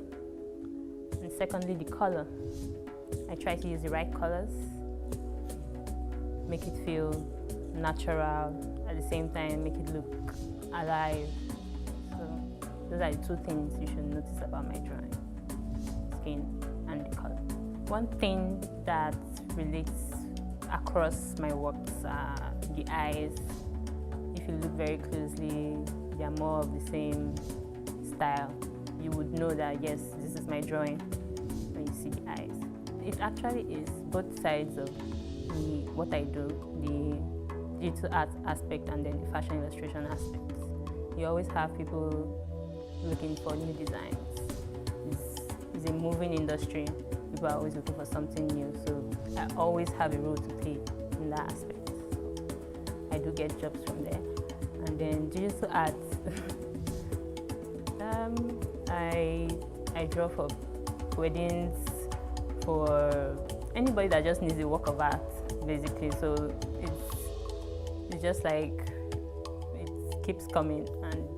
But the truth is, you don't know when you get the next job. I think that's one challenge that you face as an artist. You don't know when the next job is coming, and there might be a period where the jobs are just coming, there's no time to do it. So sometimes you lose jobs that way, and then sometimes you gain more. It's a moving industry. I would like to own a fashion brand someday, and in the next 10 years, I'm hoping that that will have become a reality.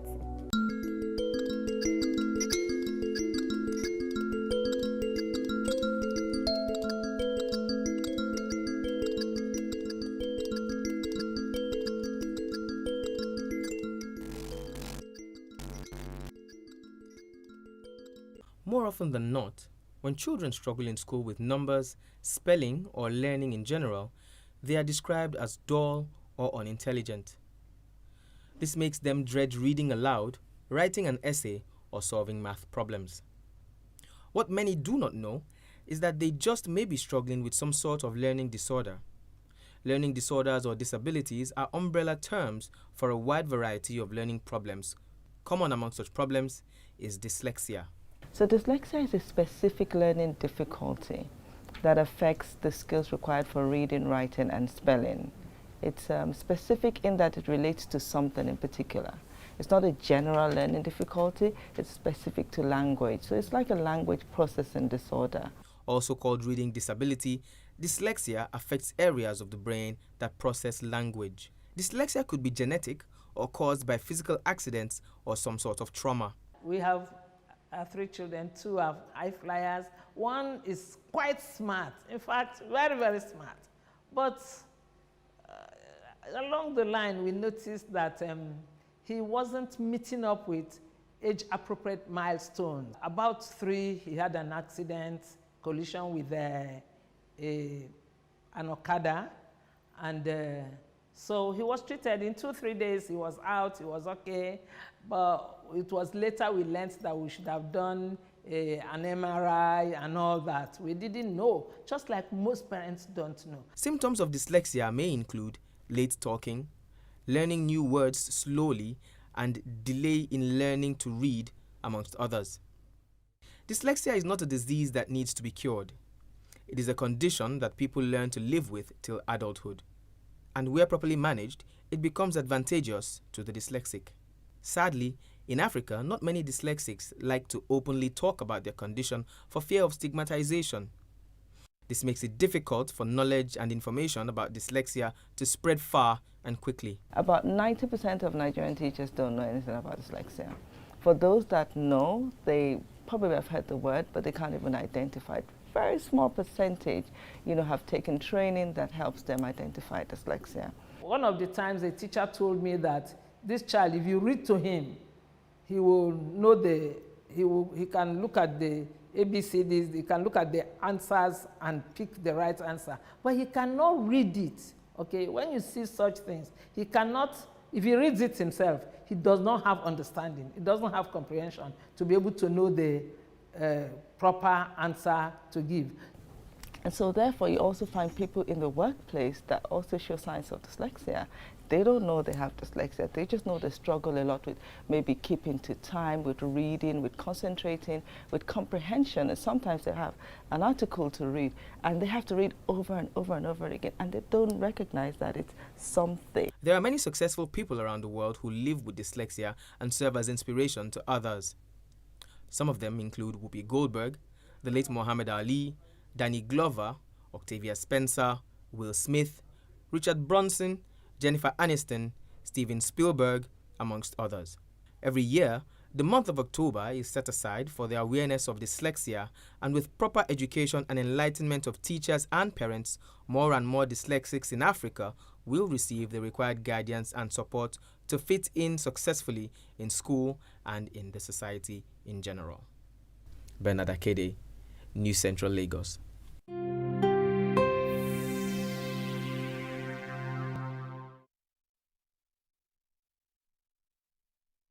I am Tokwe Tadila. I am an actor. I'm Halima Sheho. I'm a writer. Ndile, I'm an author, researcher. Nadia Korafor, and I'm a writer. Kolati Bosom. I am a linguist and a writer. Mona Al-Tahawi. I'm an Egyptian-American feminist author, revolutionary and activist. Onias Landveld. I'm a spoken word artist. Tanya Evanson.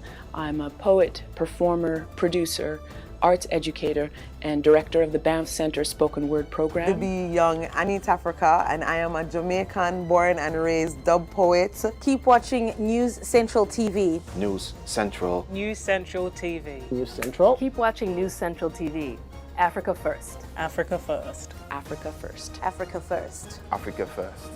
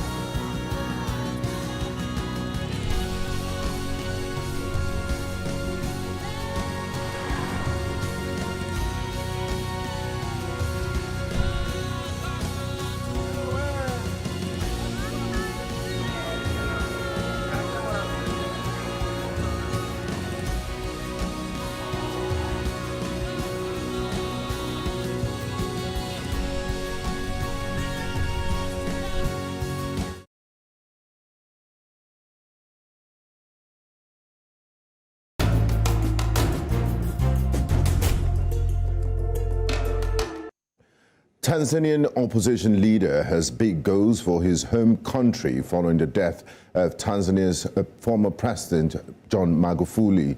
Tundu Lissu plans to return to Tanzania to fight for democratic progress in a country that has experienced a rapid democratic backsliding in the last 5 years. Tundu Lissu, a member of the opposition Chama cha Demokrasia na Maendeleo, the party for Democracy and Progress, popularly known as Chadema, has spent his political career, which includes a 10-year stint in parliament, fighting for more accountable polity in sub-Saharan Africa's fourth most populous country.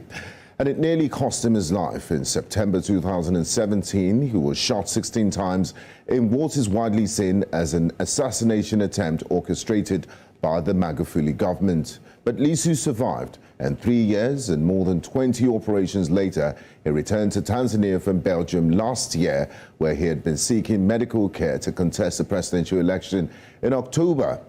After attracting huge crowds as he toured the country to campaign, he was defeated in a contest marred by intimidation and fraud, handling Magufuli another 5 years in office and forcing Lissu back into exile.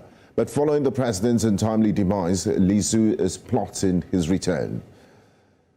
Tundu Lissu is our guest today on NC Exclusive. Thank you very much for joining us on NC Exclusive, Mr. Tundu Lissu. It's an absolute pleasure to have you. Thank you so much for having me on your program, sir. And I'm really glad to get this opportunity to speak to the Nigerian people. So in the first 100 days, President Samia Suluhu Hassan is steadily steering Tanzania to tackle COVID-19 after months of inaction. She has also pledged to promote freedom of expression. What is your assessment of her first 100 days in office? I think it is fair to say that the first 100 days of the Samia Suluhu Hassan's administration have seen a dramatic change of tone. The country, Tanzania, and the Tanzanian people were not just used to being brutally treated by the security forces during the Magufuli's 5-year term, but were also used to verbal abuse and verbal harassment of the most horrible kind.